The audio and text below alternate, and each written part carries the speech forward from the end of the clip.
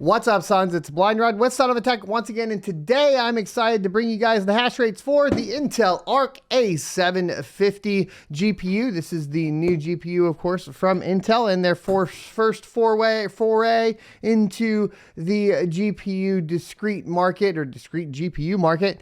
And it's actually a pretty impressive showing. We're going to get into the Ethereum hash rates and a little bit more right after a word from today's sponsor.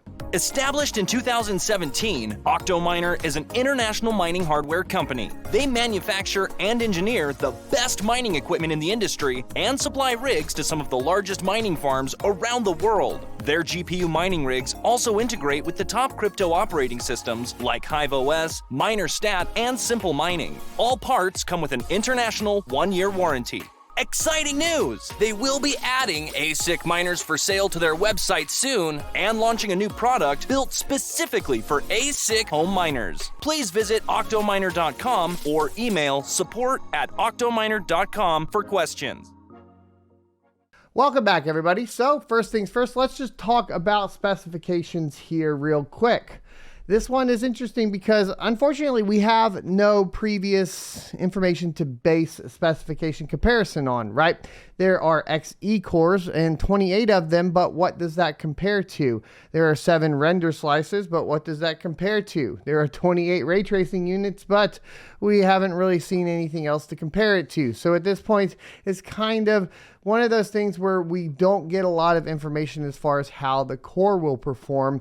And unfortunately, because there is no support for a lot of core intensive algorithms or any core intensive algorithms at this time, there isn't any way for us to go ahead and test any differences between, say, the A750 and the A770. And that is because on the memory intensive side, it is pretty clear what we have comparison for. And that is because it is running 8 gigabytes of GDDR6 on a 256-bit bus, which comes out to 512 gigabytes per second of bandwidth. Now, for comparison, if you looked at the A770, it's a little faster at 560 gigabits per second, or gigabytes per second, excuse me. And if we looked at the RTX 3070, then we would be looking at 448 gigabytes per second. Now, the thing is yes, the memory is faster on the Intel GPU, so you would expect Ethereum hash rates to be better than the RTX 3070, but that is not quite the case because of support. So when we look at an RTX 3070, we're aware right now that you would be sitting at around 60 mega hash a second and somewhere between 125 and 140 watts at the wall.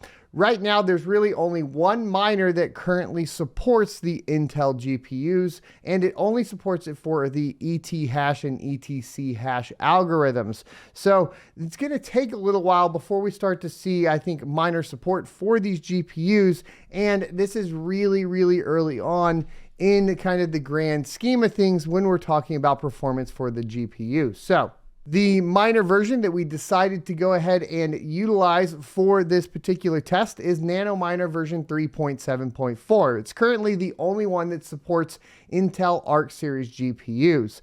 Now, the only Arc series GPU that has been tested previous to our particular testing in this video was the A380. Now, the A380 ended up coming out to 10.2 mega hash per second initially, and then with the improvements on 3.7.4 from NanoMiner, it got up to 14.6 mega hash a second. But once we moved over to, of course, the A750, we are able to get obviously way more than you would on an A380. And that actually comes out to, right out of the box, 50 mega hash a second at about 189 watts in the software, 178 watts at the wall. And that's pretty exciting stuff right off the bat because, once again, this isn't fully optimized and this is really, really early initial kind of testing going on here. But it doesn't stop there because while there isn't any other third-party overclocking software currently available for the Intel Arc GPU, you can do some overclock tweaking within the actual Arc software itself. So I popped into the Arc software, and what we were able to find was a power slider.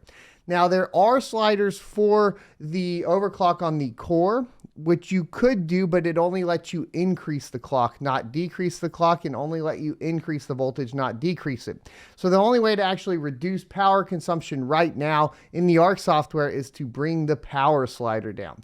So once I brought that power slider down to about 140 watts, we ended up being at 48 mega hash a second at 140 watts reported in the software, and a nice minuscule 111 to 116 watts at the wall on the kilowatt. And that is some pretty impressive numbers, especially early on for this GPU. Remember, we only have 2 miner releases so far from Nano Miner, and that's pretty early on. I would presume that we get much, much closer to 60 mega hash a second as optimizations are put into place for the Intel Arc GPUs. And in addition to that, once you have the full overclocking capabilities unlocked, meaning underclocking on the core available, I think we will see basically the most efficient GPU currently available for mining ETH hash. And that is also coming in at a price tag that is below $300 for, basically competitive 3070 performance once we get optimizations.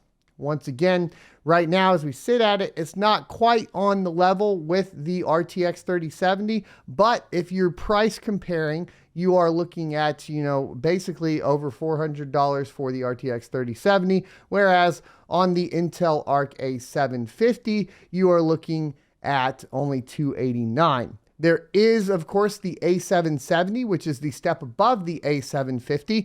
But in that particular case, the improvements are really on the core side of things, so you don't get the memory improvements. And that means that as I double checked with Keith Plays PC in my Twitch chat, who has the A770, the ET hash and ETC hash hash rates essentially are exactly the same as the A750. You're just paying essentially $70 more for the faster cores. So from the mining perspective, the A750 looks to be the sweet spot. We're going to have to sit back and wait on optimizations and support for other algorithms, but stay tuned to this channel because as soon as more support comes for this GPU, we will be testing it. So that like button, that notification bell, and that subscribe button, hit all those so YouTube knows you want to be notified when we come out with that video. Thanks everybody for watching. Be sure to hit the like, comment, subscribe again. Once again, we'll say that all over again, and I will see you next Tuesday.